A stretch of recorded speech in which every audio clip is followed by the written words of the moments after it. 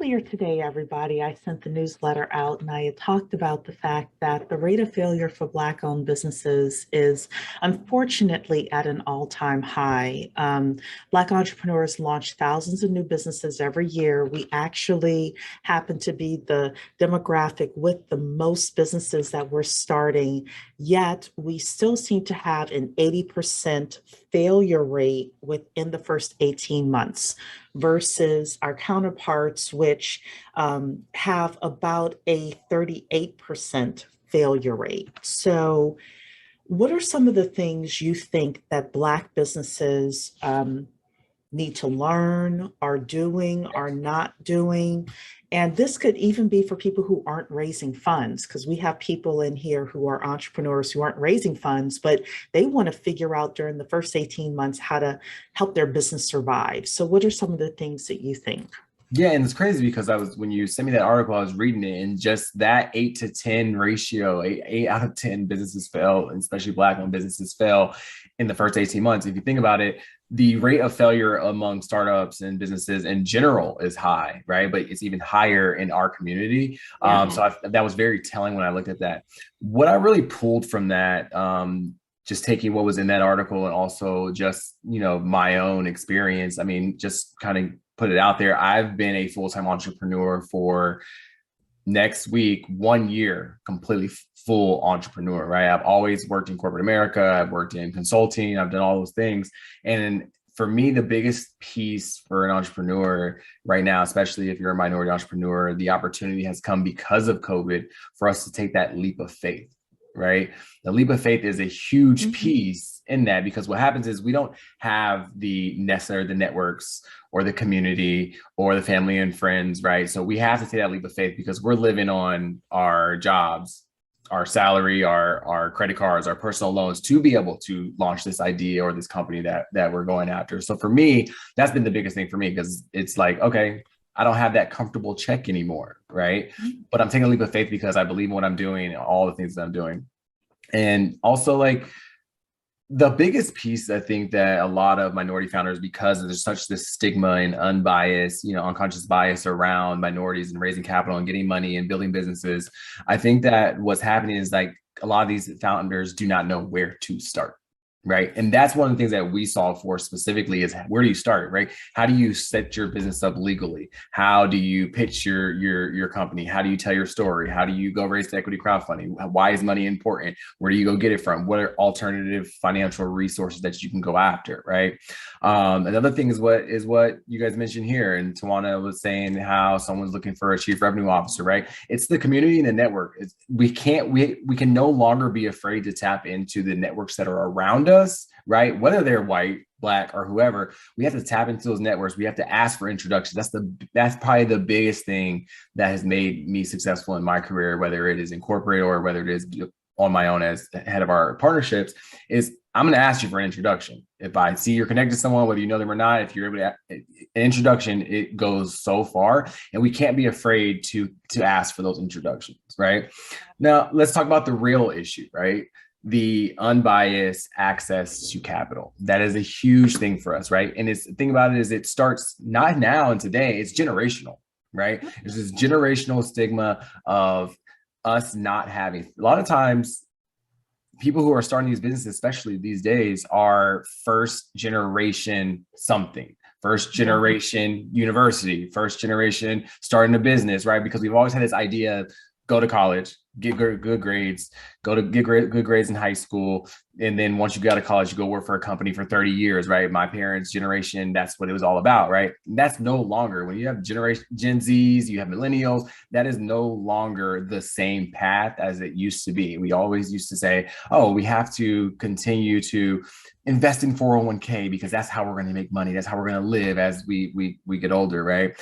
But what we have to realize is that through that, it has not allowed us to have access from family and friends, right? Where our other counterparts, in order to raise $50,000 to $100,000 to launch their business, they can go to their family, they can go to their friends and just pull it. And now they're able to do what they need to start the business.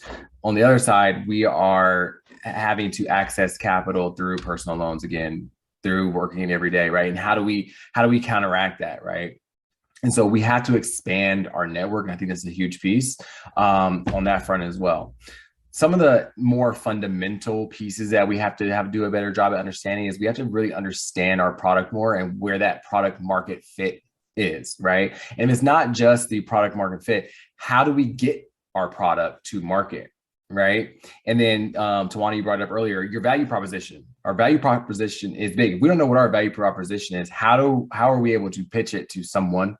Right. How do we tell that story? And we, as you know, a lot of times minority and Black founders, we find that we don't necessarily tell the story like other people. So we have to be very strategic of how we tell our story and know our audience and who we're in front of. And I think that's really what has helped us.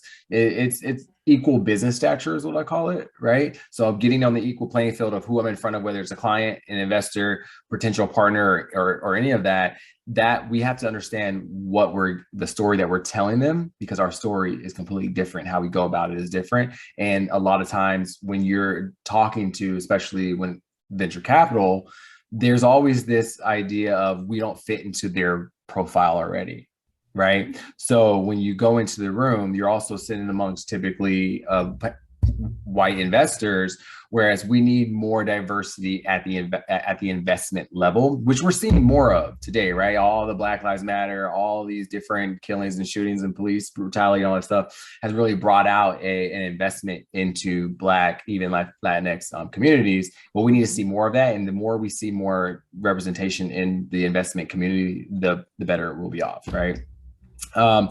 Understanding your how, understanding your why.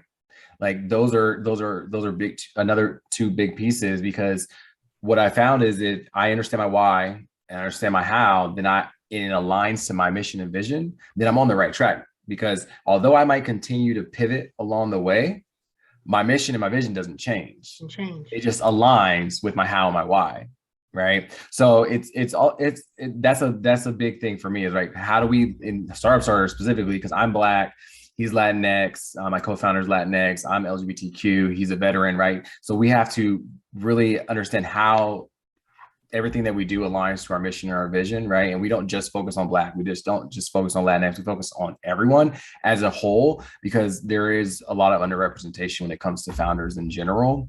And the percentage of funds that are going out is just, it's just a huge deficit of where it should be. They keep saying it's getting better, but still the percentage that's going to Black founders is not going up at a rate that it should be, when, let's be honest, we've contributed a lot to how the investors got their wealth from the beginning. You go back in history, let's be honest, right? You can say it. We've had people say, we've blurted out on this.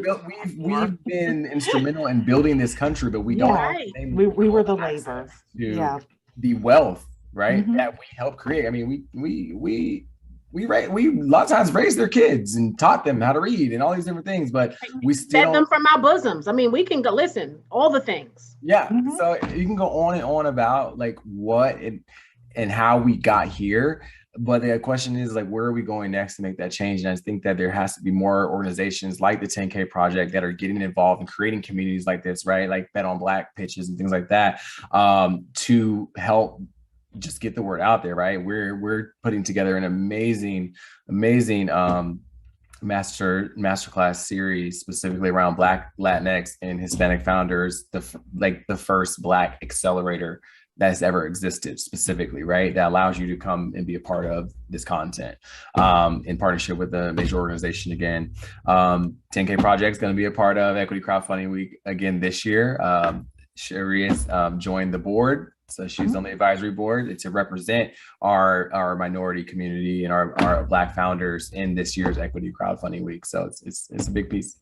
Yeah. So I want to say some things that are, I'm going to stir it up a little bit here. Okay. Not everything. So trust me, Twan, I'm not going to be a 10 with this. This will be an 8. This will be an 8. It'll be fine. You said a lot. So the first thing is, I was reading an article in the Wall Street Journal about the fact that there was a spike in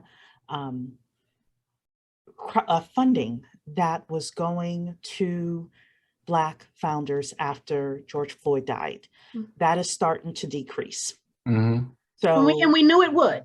And we knew it would. The Wall Street Journal is confirming. I've read it a couple of weeks ago. I really should have pulled the article out so that I could have done I could probably still go back and find it. But, you know, Black entrepreneurs are going to have to be as competitive, probably more competitive than ever. I remember when I was growing up, my grandparents drilled in me, you're going to have to be what? 3 times better to get half as much. How many? Put a 1 in the chat if you grew up with that. 3 times better to get half as much. I think that, you know, we still have to live by that no matter what. The other thing is that I will say this as somebody who is a business plan writer, my white and my Asian clients are willing to pay for somebody to help them develop their story so that they can pitch. I don't think it's necessarily that the Black entrepreneurs can pay, because my rates have risen over the years, but they don't necessarily have the funding, or they think, oh, I need to go and get this flashy marketing person to do XYZ for me, or, you know, sometimes a branding person. No disrespect to like branding or things like that, but being able to tell your story, and being able to say it, whether you have 10 seconds, 30 seconds, coffee, or a full, you know, 5-course meal, that is a talent. Number 3, a lot of the entrepreneurs that I see don't practice their pitches. Now, we're fortunate at the Bet on Black pitch because they do. But a lot of it is, you know, we're not practicing our pitches. The final, well, 2 more things I'll say here. We also, and Laurel mentioned this in a way, I've talked about super teams before. We're starting businesses that unfortunately have lower profit margins than our counterparts.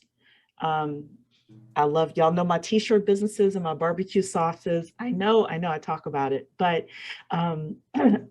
sometimes when we look at our counterparts, they're starting tech companies that have 60% margins, and they're working on a product that's solving niche problems or things like that, and they're pulling 4, 6 people together in order to solve that problem. And because of that, they're a little bit more attractive to the people with money. Let's just be real. Excuse me.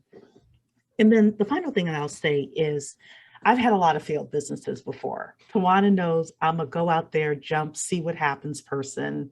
And I'm okay with shutting something down 7 months afterwards if it's not working.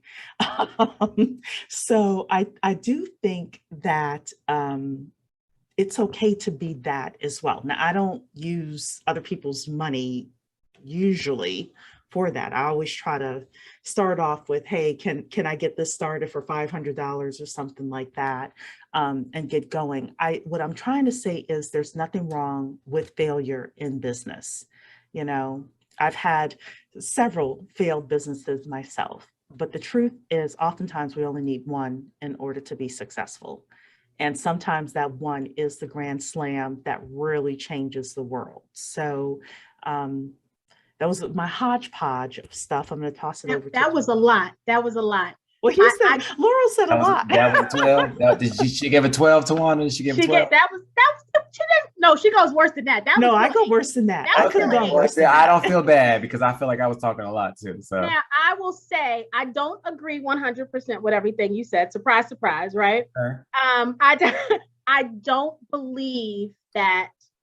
I believe we are still out there building the tech companies. We see them almost every Tuesday, right, on 10K. So I think the difference, though, is that the t-shirt businesses, right, get more social kind of airtime, we're not talking about the tech companies. So I think that's why it feels like they're not there. But I don't want us to think for a minute that Black people are not out there creating amazing innovations in tech, because they absolutely are. They're solving problems that have been going on for generations and nobody tackled them. And we're going in and we're tackling them. I think the difference where I think the problem comes in at is we don't get the funding to tell our story. So even if we practice the story, we're still not getting the funding to tell the story to enough people, right? And then the people who know about my story are not sharing my story, right? Because we don't do that well either, right? We don't big up each other enough so that we all celebrate the successes of our people. And so I think we, the community, we have to do a better job of that. Everybody who's a 10K project member, if you're not sharing those pitch links that we give you and talking about every one of those founders, whether you want to invest in them or not, if you're not sending those campaign links to people and saying, hey, check out this company, not my thing, but it's pretty cool, right? If you're not doing that, then you're not doing your part. And we're part of the problem. We can't blame everybody else for some things until my mother used to always say, make sure you take care of your first, right? And make sure in front of your front door before you start talking about or worrying about somebody else, right? Make sure your stuff is straight. And I think we have to do a better job of that as well. So I'm going to disagree with you about the tech well, I'm not going to say I disagree. I would like us to have a statistics session one time where we look at the breakdown, because yes, you are absolutely right. We have our techpreneurs out there. We do. I just wonder if when we compare the percentages of businesses, at least the stats that I'm reading, we're starting a lot of service businesses, and we're starting a lot of, there's a couple of NAICS codes where Black people start the majority of businesses. Like if personal we were to care compare or something like that. I'm sorry? Like personal care or personal care and products, things like that, which tend to be lower margin. Restaurants, I get a ton of calls from Black people that want to start restaurants.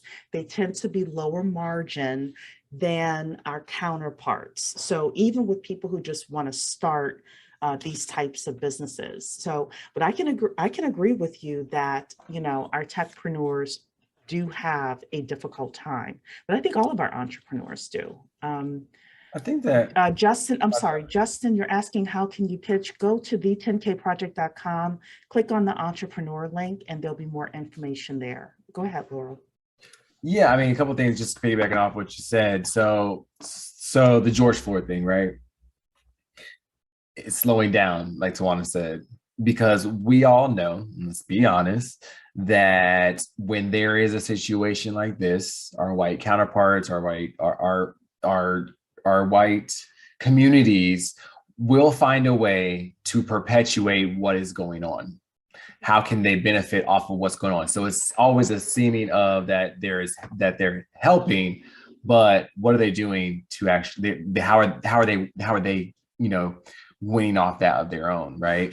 And I find that we have to recognize it when that's going on, and to really understand that these opportunities that we're seeking is it's a what's in it for me type of thing when these organizations are doing it, right? And it's the same thing that happens in our own communities, what you spoke about of people not posting and not sharing and things like that. We do that all the time, right? Because our first of all, our attention span is so short. Let's be honest. TikTok, Instagram, Facebook, swipe. Everything's a swipe, right? You just moving past things and you forget things and you don't do this and you don't do that.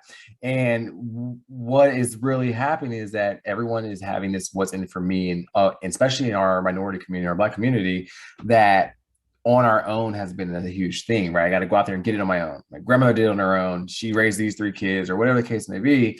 We felt like we have to get on our own. And that's where what Cherie said is, as far as the teams going out there to get it, right? A lot of times we are doing this on our own, and we're taking baby steps. We're not diving all the way in. We're also not bringing together and looking for our individuals specifically in our community who can be a partner, who can win with us, who can go in it with us, who can say, hey, 50-50 equity, let's build this company together. Who else we need, right? We have to be better at building our teams up for this as well. Practicing your pitch, I think that goes without saying. We've got to practice our pitch. We got to practice how we talk. We have to, we talk different. Come on. We sling it out when we need to sling it out. I mean, sometimes our pitch might have a little curse word in it or something, but let's be honest. I mean, we can talk white when we need to.